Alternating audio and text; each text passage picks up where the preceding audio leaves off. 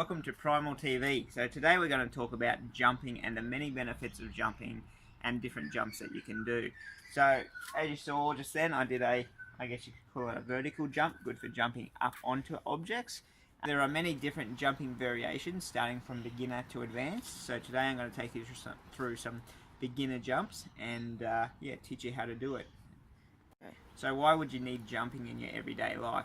Well, to be honest, you don't need to jump every single day of your life, but it is one of those skills that is great to be able to do if you do need to, if you need to jump out of the way or something, if you're going bushwalking, jumping between rocks and logs and things like that, and plus it's just fun. From a strength point of view, it's really good at strengthening your legs, your glutes, ankles and knees.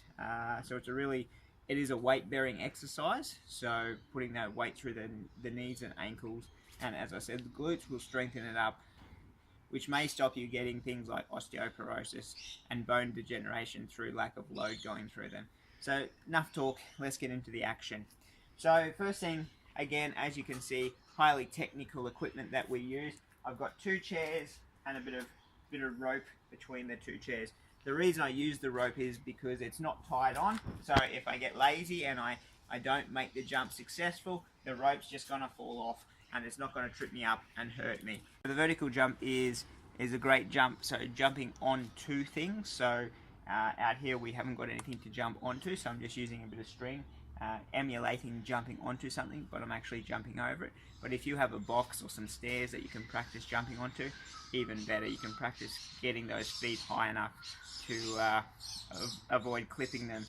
So I'll give you a demonstration and I'll explain how to do it from there.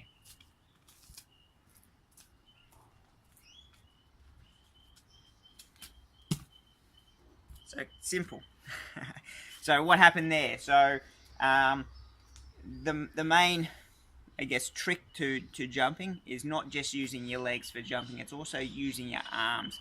Leaning forward at the waist, leaning forward, using your arms, swinging your arms forward as well. So in slow motion, squatting, leaning forward, jumping, throwing your arms up, and as your arms come up, you're leaving the ground.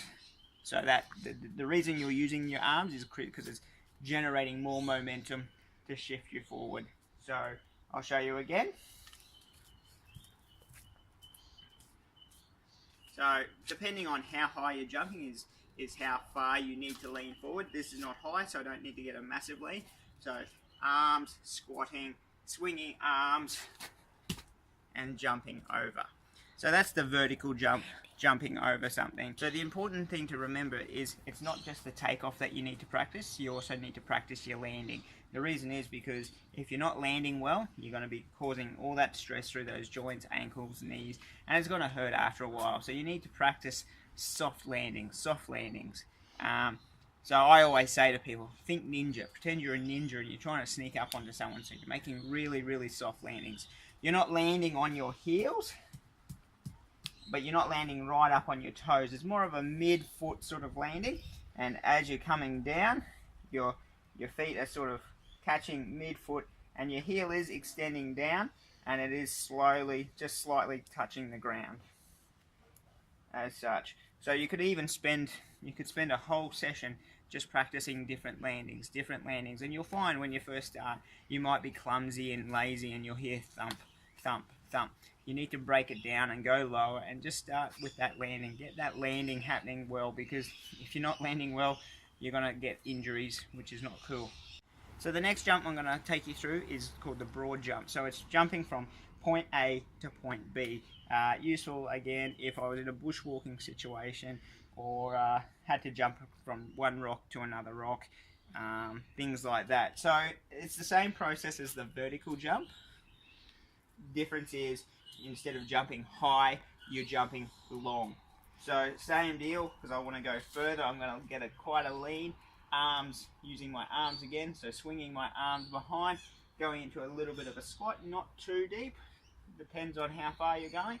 Squat, throw your arms forward, and as you get the timing right, you're going to launch from one spot to another. So this is what it looks like. As such, be mindful of your landing. How are you landing? If you can't make it that distance, shorten it up. You might need to only be able to practice that short. Same deal. So again, it's not as much effort put in arms jumping. You also need to be mindful of the surface that you're landing on. If you had to have precision, if you jumped too big and you were too wild, you'd go off the other end. So you might sort of over-exaggerating, jumping, walking like that. You don't want to do that. You want to have precision in what you're doing.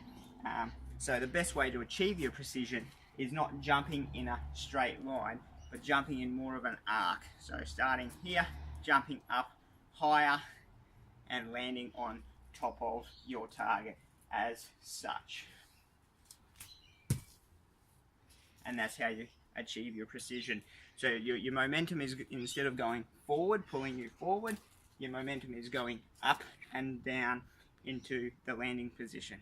So the next one is the swing jump. So this one is when you're, say for example, out bushwalking and you're standing on a rock that's not big enough to take off on 2 feet, only big enough to take off on 1. So the best way to achieve this is using your 2 arms, also using your leg, swinging your leg as well, leaning forward, swing your arms and leg, but landing on 2 feet. So that way you're taking off on 1 and landing on 2. It's also important to practice both sides as well. Don't just get good at taking off and landing on one side. So opposite side. So that one, as I said, is not a very big jump. It's more of a shorter jump. So a couple points worth thinking about is practicing on different surfaces, different terrains. Even though concrete is hard, it is good to practice on because you will get that instant feedback from your landing. So if you're landing badly, you will feel it straight away. So that will give you the feeling of, hey, I need to adjust my landing. Practice on grass, so different texture again, so different grips, landing on grass, practicing on sand. Sand is a different sort of terrain because it's a very unstable surface that you're taking off onto. The best way to start is, no matter what level you're at, just start off really, really small. If you've got knee issues or joint issues, you don't need to be doing these massive jumps. You don't even need to really practice leaving the ground. You can practice the swinging of the arms and up onto your toes. And when you're comfortable, that's when you take your first little jump. Swinging, and it might be that. So there's no level of expectation of what you should be achieving. You need to be mindful and work within your limits. There's no rules of you should be jumping this far at this height, etc. It's just about adapting to what you're capable of.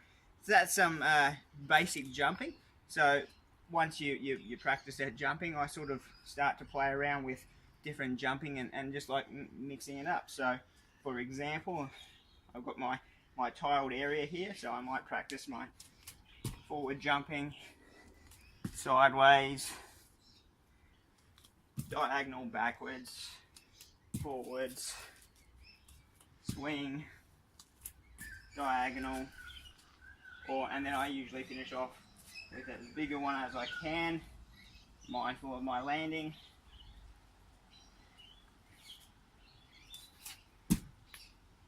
And that's jumping.